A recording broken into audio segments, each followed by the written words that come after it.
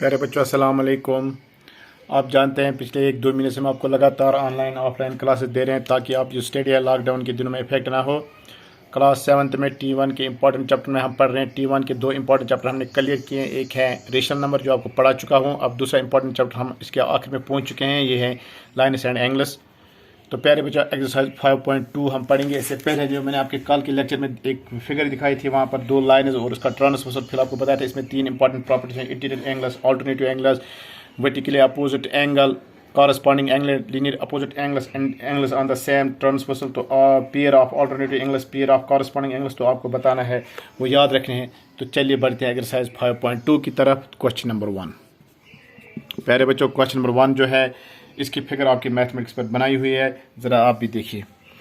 ये देखिए exercise 5.2 question number 1 की फिगर। अब आपसे कुछ सवाल पूछता है प्यारे बच्चों। First part, if A is parallel to B, अगर ए बी के पैरेलल है, एंगल 1 इज इक्वल एंगल 5। गौर से देखिए, एंगल 1 इस लाइन के ऊपर साइड में है और इस लाइन के एंगल ऊपर 5 है, तो angle 1 is equal angle 5। Similarly angle 2 is equal angle 6। अब इसके नीचे देखिए क्या है, 4, इसके नीचे 7, तो angle 4 is equal angle 7। Angle 3 is equal angle 8।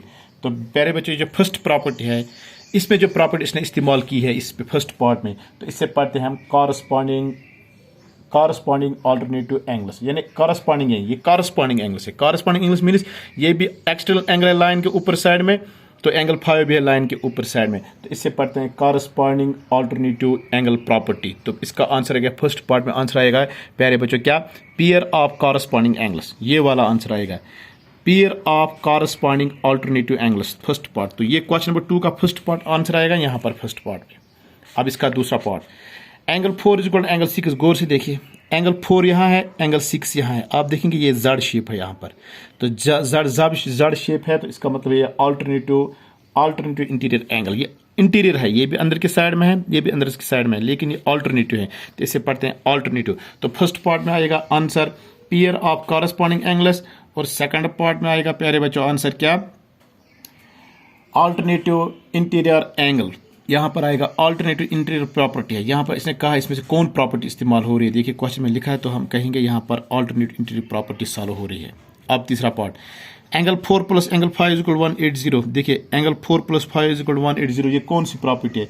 इसे पढ़ते हैं एंगल, ये दोनों एक ही साइड है लाइन के, तो इसे पढ़ेंगे स्ट्रेट लाइन। यहाँ पढ़ते हैं angle on the same side of transversal, interior angle on the same side of transversal. तो इस तरह क्वेश्चन नंबर 1 क्लियर। बढ़ते हैं क्वेश्चन नंबर 2 की तरफ। ये है क्वेश्चन नंबर 2 की फिगर, गौर से देखिए, और उसके कुछ पार्ट पूछे गए हैं। First part, in the adjoining figure, ये जो शिकल है इसको देखिए, तो आप देखिए ऊपर साइड क्या है 1, 4, और इसके ऊपर साइड 8 और 5, इसके नीचे देखिए क्या है 3 और 2, इसके नीचे देखिए 7 और 8। तो आपको इन एंगलों का नाम बताना है। तो फर्स्ट पार्ट है इसमें the pair of corresponding angles, तो इसमें the pair of corresponding angle है एंगल 1 और एंगल 5 है प्यारे बच्चों, 1 और 5। देखिए कैसे, यहाँ लाइन के ऊपर साइड में कौन सा है 1, यहाँ लाइन के ऊपर साइड में 5, यहाँ लाइन के ऊपर साइड में 4, यहाँ 8, शाबाश। यहाँ लाइन के नीचे 2, यहाँ लाइन के नीचे 6, तो 2 और 6 भी है। यहाँ लाइन के नीचे 3, यहाँ 7, और 3 और 7 भी है, 3 और 7 भी है। अब इसका दूसरा part, the pair of alternate interior angles, alternative लेकिन इंटीरियर एंगल, तो क्या है 2 और 8, कॉरस्पॉन्डिंग में जेड शेप में देखिए 2 और 8, 3 और 5, क्रॉस में एंगल 3 और एंगल 5, एंगल 2 और एंगल 8, 2 8 2 8 2 8 और 3 5। तो क्लियर हो गया। तीसरा part, pair of interior angles on the same side, तो सेम साइड में है 3 और 8, और इस तरफ है 2 और 5, यानी 3 + 8 दैट इज एंगल 3 एंड 8 और एंगल 2 एंड एंगल 5। तो क्लियर। अब इसका आखिरी part, the vertically opposite angles, vertically opposite angle जो कैंची शेप है, तो यहाँ देखिए 1 और 3, 4 और 2, 5 और 7, 8 और 6। क्लियर। तो इस तरह question number 2 clear. Question number 3 में देखिए एक फिगर बनाई गई है, आप इस फिगर को गौर से देखिए, गौर से देखिए इस फिगर को। ये एंगल कितना है 125, तो यहाँ पर भी आएगा 125, क्योंकि ये कैंची शेप्ड है।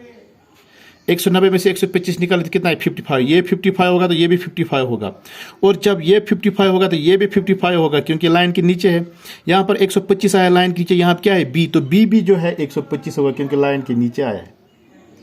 अब देखिए प्यारे बच्चों यहाँ पर क्या है एफ, तो एफ इस ई के बराबर होगा क्योंकि कैंची है 125 में से 180 में से 125 निकालो 55, तो ये भी 55 होगा, ये भी 55 होगा। एक बार फिर देखिए, अगर ये 125 है तो ये ऊपर है, इसके साथ क्या है ऊपर d, तो d इज इक्वल 125। अगर d 125 है तो d के कॉरस्पॉन्डिंग में क्या है b, तो b भी 125 होगा। अब ये प्लस ये इज इक्वल यानी 125 plus f is equal 180, f is equal 180 minus ये, डेट इज 55। तो f 55 है, ये लाइन के नीचे है, तो यहाँ c है लाइन के नीचे, ये भी 55 होगा, ये 55 होगा, तो ये भी 55 होगा, क्योंकि ये ऐसे क्रॉस में बनता है। प्यारे बच्चों, आप एक बार देखिए, जो एंगल यहाँ होगा वही एंगल यहाँ होगा, जो एंगल यहाँ होगा वही एंगल यहाँ होगा। प्यारे बच्चों, जो एंगल यहाँ आएगा वही एंगल यहाँ आएगा। तो ये प्रॉपर्टी इसमें हमने इस्तेमाल की। तो इस तरह हमारे आज जो एक्सरसाइज है 7.1, इसका क्वेश्चन नंबर 1, 2, 3 क्लियर हो गया। अब हम बढ़ते हैं क्वेश्चन नंबर 4 की तरफ। क्वेश्चन नंबर 4 बहुत ही इंपॉर्टेंट क्वेश्चन है। एक बार आपको इस दिखाते हैं क्वेश्चन नंबर 4 की फिगर। ये देखिए क्वेश्चन नंबर 4, इसमें 2 फिगर दी गई। इसकी फर्स्ट फिगर ऐसे है, इसकी फर्स्ट फिगर तो यहाँ पर लिखा है 110 डिग्री। इस लाइन का नाम L है, इस लाइन का नाम M है, तो यहाँ पर लिखा है X। प्यारे बच्चों गौर से देखिए, ये लाइन के ऊपर है, यहाँ पर क्या है हमें मालूम नहीं है, तो इसका मतलब है ये जो एंगल यहाँ पर है प्लस दिस इज इक्वल, तो इसका मतलब है 110 डिग्री प्लस, मान लीजिए वहाँ पर क्या एंगल है हमें मालूम नहीं है, वो किसके बराबर होगा 180 के बराबर।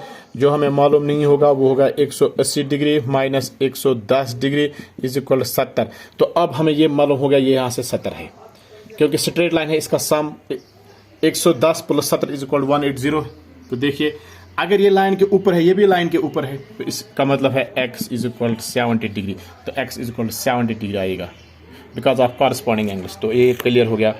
अब इसकी दूसरी पार्ट की तरफ देखिए। पहले बच्चों, लाइन के ऊपर क्या है 100, ये भी लाइन के ऊपर है देखिए, तो इसका मतलब 100 इज इक्वल x। अब x 100 के बराबर आ गया। ये क्या है बीच में x 80 है, तो x जो है 100 के बराबर है।